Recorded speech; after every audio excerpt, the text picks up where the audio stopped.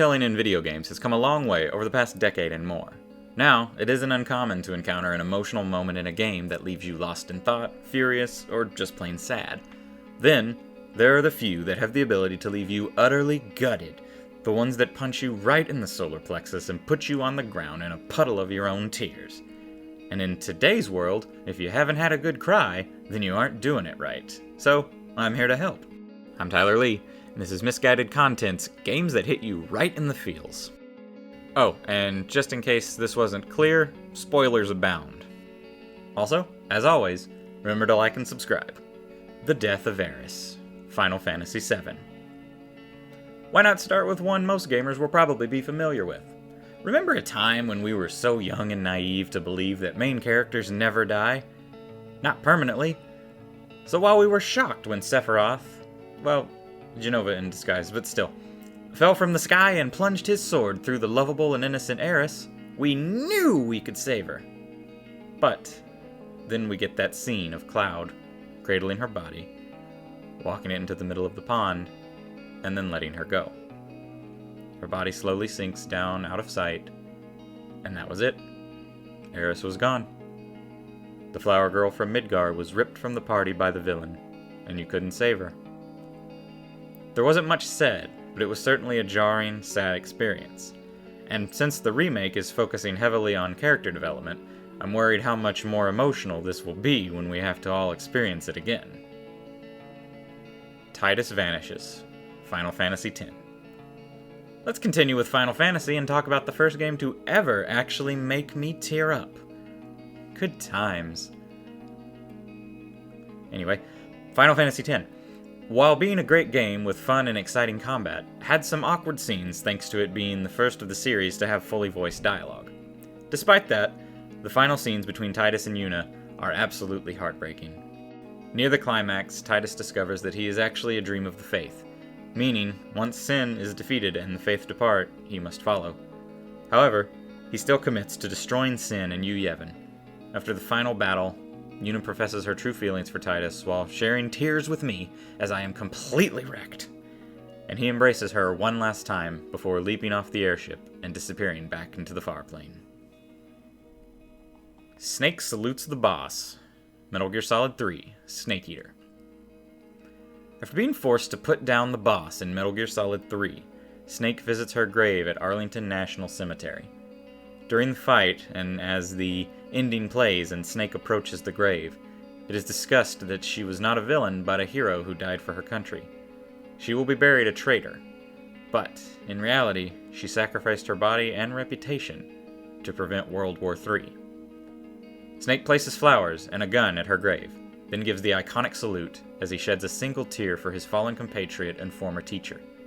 The final battle and the moving respects Snake pays makes for a beautiful scene that players can't help but get choked up by. The whole damn game. Halo Reach. It should come as no surprise that Halo Reach as a whole is something of a tragic trip for the player and the characters. Fans of the series know the story of the fall of Reach and the heroic noble team that fell during their mission. So, right off the bat, you know what's going to happen. They are all going to die. And yet, even with that in mind, Bungie still manages to make each death heavy enough to make you wish you could save your comrades. From the first noble team losses in Jorg, as he stays behind to detonate the damaged bomb manually, and Kat, taking a sniper bullet to the back of her head and dying in her teammate's arms, to the valiant but futile final stand of Six as he removes his helmet and battles multiple Covenant soldiers until he is overwhelmed. Halo Reach makes sure that you feel every loss to this team. The Death of Thane, Mass Effect 3. I'll just say this. Whether you liked the ending to Mass Effect 3 or not, you can't deny the deaths in this final entry in the trilogy were enough gut punches to leave you folded over and rocking back and forth for quite some time. One of the worst offenders is the death of the religious assassin Thane. A well-loved character, Thane makes a stand against that shit-stain Kai Lang on the Citadel. Unfortunately, Kai Lang comes out on top, and Thane is mortally wounded. Shepard goes to Thane's side as he dies, Thane's son saying a prayer that you can join as your friend from the previous entry succumbs to his wounds. It is then revealed that Thane's prayer was for you. Shut up, you're crying. John Marston's Last Stand, Red Dead Redemption. Oh, come on! Just when John Marston finally gets his redemption and looks like he gets to experience a happy life with his wife and son, the shit hits the fan in the worst possible way. Ugh. Professional asshole Edgar Ross reneges on his promise to leave John be, and brings a slew of agents and army personnel to his home. John, knowing he can't escape, sends his wife and son away after a tearful goodbye, and walks out to meet his attackers. As the player, you can target as many enemies as you can and take them out, but you are immediately turned into a mesh screen by the rest of the gunmen. John dies in a puddle of his own blood, while Ross lights a cigar, shakes his head, and walks away. His wife and son discover his body and say their goodbyes by his grave as Bury Me Not on the Lone Prairie plays in the background. Son of a... Are we having fun yet? Cortana sacrifices herself. Halo 4. While one hell of a first-person shooter series, Halo has never been known for its deep storytelling and character-driven moments. Even Halo Reach only earned its spot on this list because the entire game was built around a devastating/heroic event.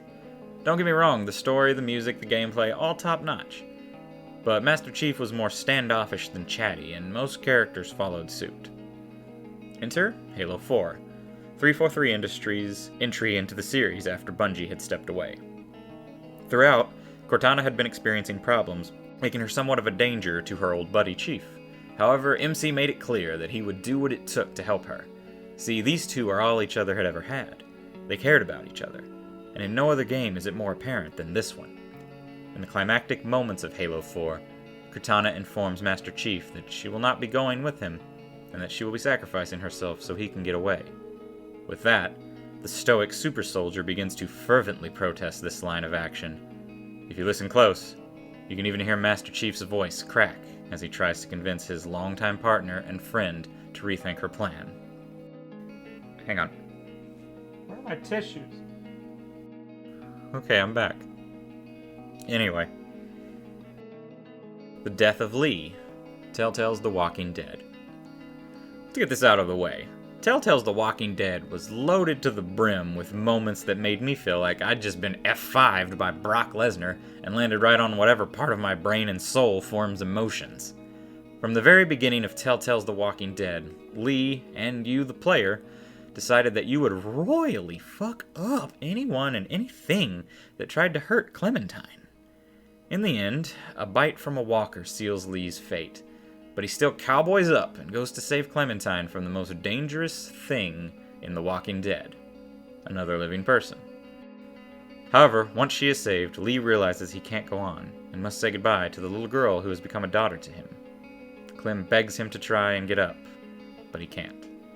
To pile on more to this emotional cake Telltale is serving up, you take control of Clementine and have to decide to either shoot Lee and put him out of his misery, or leave him there to turn. I'm sorry, I can't eat this cake. It's become too moist from my tears. The death of Sarah, The Last of Us. The Last of Us is widely regarded as possibly the greatest game of the decade. Visceral combat, top-notch voice acting, and stellar storytelling make it easy to see why. On top of all of that, The Last of Us wastes no time in dropping you into its world and showing you how unforgiving and heartbreaking it is. A deadly outbreak has thrown the world into chaos, and the infected are growing and overrunning civilization. Main character Joel decides to try and escape the chaos of Austin, Texas with brother Tommy and daughter Sarah in tow. However, they don't make it very far before encountering an armed military officer who reluctantly opens fire on them. Tommy puts a well-placed bullet in the officer's head before he can kill Joel, but the camera pans to Sarah, and it becomes clear that she has been fatally wounded. Joel begs her with breaking voice not to leave him as she moans in pain, and I start trying to hold back tears. She dies in his arms, and the game jumps ahead 20 years, and that's how you start The Last of Us. Yeesh. The Death of Mordin, Mass Effect 3. Son of a bitch, this one was hard to handle. Okay, here we go. As most know, Morden was the scientist who conceived the idea for the genophage virus and set it loose upon the Krogan. As time went on, Morden, though unflinchingly logical, began to question this method. As the Reapers lay siege to the Krogan homeworld, Morden has the chance to release the cure for the genophage. But he won't be given enough time to escape the already collapsing tower. Morden tells Shepard that this was his project, his work, and that he wants to finish it. As he enters in the keystrokes needed to undo his work, he begins to sing. The building then blows, as his singing is abruptly stopped. This sad and heroic figure gives some of the saddest lines as his story comes to an end, leaving him a hero in the eyes of the player and the rest of the characters. And there you have it. Not a dry eye in the house. Do you agree? Tell me about your saddest video game moments in the comments below. And remember to like and subscribe. And catch me on Twitch if you like. So long.